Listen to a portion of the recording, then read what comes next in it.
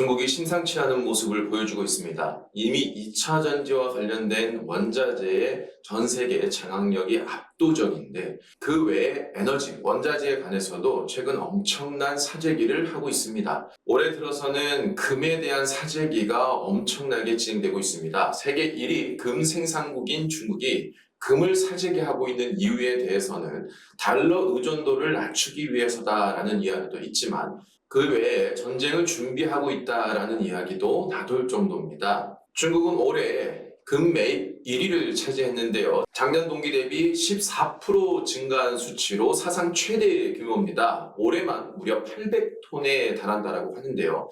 이 중국 외에도 터키, 인도, 폴란드, 우즈베키스탄의 중앙은행이 적극적으로 금을 매입하고 있는 상황인데 현재 중국이 압도적으로 금 보유량을 늘리고 있는 상황입니다.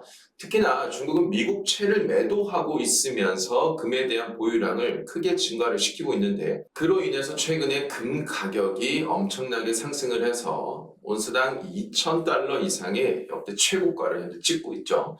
그런데 중국이 이 금 외에도 우라늄 또한 어마어마한 사재기를 하고 있다고 합니다. 최근 우라늄 가격이 파운드당 80달러를 돌파했는데 불과 한 4, 5년 전만 하더라도 평균 20달러, 높아봐야 3, 40달러대에 있던 이 우라늄 가격이 올해만 65%를 상승했습니다. 그 배경에는 중국이 있습니다. 최근에 중국이 우라늄을 쓸어 담으면서 가격이 치솟았고 이건 서방 에너지 공급에 위협을 주고 있다라고 하는데요. 왜 그런지 한번 보시죠. 최근에 글로벌 국가들은 탈원전을 벗어 던졌습니다. 제가 지난번 영상에서도 원전이 앞으로 성장할 수밖에 없는 이유에 대해서 설명을 드릴 때도 그동안 탈원전을 외쳤던 청정 국가들조차도 이제는 원전을 계획을 하고 있을 만큼 탈원전은 이미 끝났다라고 봐야 됩니다. 그런데 이렇게 원전이 증가하게 되면 그 에너지인 우라늄이 앞으로 많이 필요할 수밖에 없는데 이 내용을 보면 앞으로 이 100기 내외의 원자로가 더 세워질 것이라고 추산되고 있습니다. 전 세계 현재 가동 중인 원자로가 436기인데 거기에서 100기가 더 증가한다는 것은 거의 25% 이상이 더 증가한다라고 봐야 되고요. 그 외에도 차세대 소형 모듈 원자로인 SMR까지도 개발에 나서고 있기 때문에 현재 연간 6만 5천 톤 가량인 전 세계 우라늄 수요가 이제 앞으로 2040년이면 연간 11만 2천 톤에 달할 것이라고 전망을 하고 있습니다. 그런데 문제가 뭐냐면 이미 몇 년 전 원전 침체기 시절에 폐쇄되거나 개발이 중단된 광산들이 급증을 했었고요. 특히나 세계 우라늄 생산국의 압도적인 이 순위를 가지고 있는 카자흐스탄을 비롯한 캐나다, 호주 등의 생산 국가들이 2016년부터 21년 사이에 우라늄 생산량을 대폭 줄였다라고 합니다. 그러면 이게 문제가 뭐냐면 이미 폐쇄를 하거나 시장이 죽었기 때문에 이 광산 개발을 다시 서두른다 하더라도 이게 시장이 풀릴지 언제가 될지 이게 불투명하게 된 거고 그렇기 때문에 스웨덴 환경부가 지난달 말 우라늄 공급 경색 위험이 높아짐에 따라서 2018년도에 시행했던 우라늄 채굴 유예 조치를 철회한다라고 발표를 했고 러시아 전쟁 이후에 그 외 각 국가들도 우라늄 기업에 대한 광산 탐사 및 개발 활동을 재개한다고 발표했습니다. 그만큼 이제 앞으로 우라늄 공급에 대한 문제가 불거질 수 있는데 사실 이거는 이미 지난 9월 달에도 한번 불거진 적이 있죠. 당시 러시아가 미국에 대한 우라늄 수출 중단을 발표하면서 이 수급에 대한 문제가 발생을 해서 이와 관련된 주가들이 한번 튀어오른 적이 있습니다.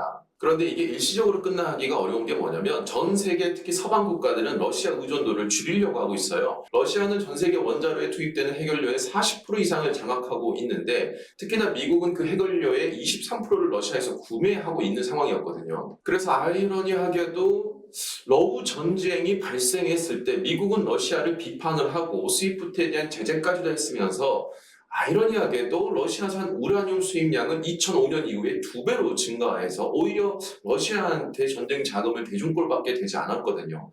미국 내에서도 이로 인한 말이 굉장히 많았습니다. 그런데 결국 2023년 9월 러시아가 미국 우라늄에 대한 수출을 중단을 하면서 러시아도 원자재에 대한 무기화를 충분히 하고 있구나라는 이야기들이 돌면서 우라늄 수급에 대한 문제가 발생을 한 겁니다. 그런데 이게 지금 이어지는 게 무엇이냐면 중국한테는 러시아가 이 우라늄 수출에 대한 시장을 열어줬다는 겁니다. 미국을 제재하기 직전인 5월 달에 러시아는 고농축 우라늄의 중국 수출을 승인을 했고요. 그로 인해서 중국은 우라늄에 대한 엄청난 사재기를 하고 있는 겁니다. 이미 우라늄 가격은 지난 2011년 당시에 이제 우라늄 가격이 치솟았을 때의 70불대 가격을 충분히 뛰어넘고 현재 82불대에 있습니다.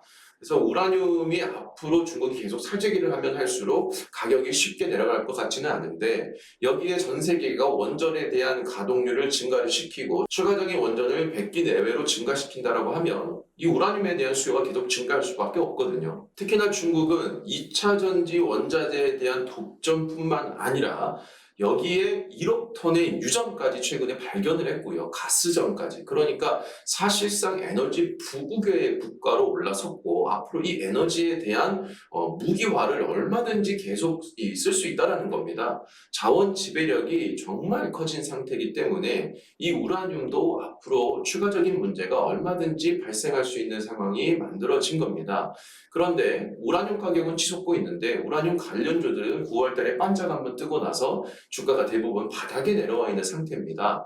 그래서 여러분들도 이 우라늄과 관련된 무기화가 얼마든지 발생할 수 있기 때문에 이 우라늄과 관련된 이 주식들에 대한 차트를 한번 찾아보시고 바닥에 있는 업종들에 좀 관심을 가져본다라고 하면 좋은 기회가 충분히 올 수 있을 거라고 보여집니다. 특히나 앞으로 첨단 산업으로 진행되면 될수록 로봇, AI, 반도체 모든 분야에서 전력은 지금보다도 훨씬 더 증가할 수밖에 없습니다.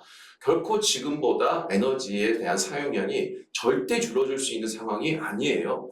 특히나 이미 태양광을 비롯한 친환경 에너지가 이미 시장에서는 조금 죽어가고 있죠. 그런 에너지로 지금 전 세계가 사용하는 전력망을 공급을 완벽하게 만들 수가 없어요. 특히나 앞으로 더 이 전력 에너지가 훨씬 더 커질 거고 훨씬 더 많은 사용량을 가져올 건데, 과연 이 친환경 에너지로 그것을 다 극복할 수 있느냐? 그건 현실적으로 어렵다라고 봐야 되죠. 그래서 전 세계가 갑작스럽게 탈원전을 다 폐기를 하고 원전을 짓는 이유도 거기에 있다라고 보시면 될 것 같습니다. 전 세계의 에너지 패권을 쥐려고 하는 중국, 이 중국이 이 에너지의 패권을 잡는 것부터가 사실 우리나라 같은 국가들한테는 치명적인 할 수가 될 수 있습니다. 빨리 우리나라를 비롯한 서방 국가들도 이 에너지에 대한 독립을 이뤄야 될 것 같고요. 여러분들도 이 우라늄과 관련된 주식들을 한번 찾아보시고요. 꼭 투자가 아니더라도 글로벌 시장에서 에너지가 어떤 식으로 움직이고 있고 어떤 국가들이 에너지의 패권을 잡고 있는지에 대한 흐름만 이해하셔도 투자를 하는데 굉장히 많은 도움이 될 거라고 보여집니다. 혼자 투자하기 어려우신 분들은 저희 프리덤 경제 멤버십에 들어오셔서 함께 하셔도 좋을 것 같습니다. 시장이 쉽지 않았던 지난 11월에도 많은 분들이 수익을 인증해 주셨는데요. 저희 멤버십은 특정 종목을 언제 사서 언제 팔라 이렇게 알려주는 것이 아니라 제가 시장에 대한 분석과 산업에 대한 분석, 차트 분석, 그리고 여러 가지 기법 등을 통해서 여러분들이 스스로 투자를 해서 성공할 수 있게끔 키워주는 멤버십이다라고 생각하시면 될 것 같습니다. 매주 목요일 현재 라이브 방송 외에 제가 지속적인 브리핑과 산업에 대한 설명을 드리고 있으니까요. 함께 하시고 싶은 분들은 멤버십을 가입하시고요. 저희 멤버십 전용 카톡방에 들어오셔서 다양한 정보 받아가시고요. 소액인 멤버십의 비용 대비 분명히 훨씬 더 높은 이익을 얻을 수 있을 거라 제가 확신하고 있으니까요. 함께 어려운 시장 걸어가면 좋을 것 같습니다.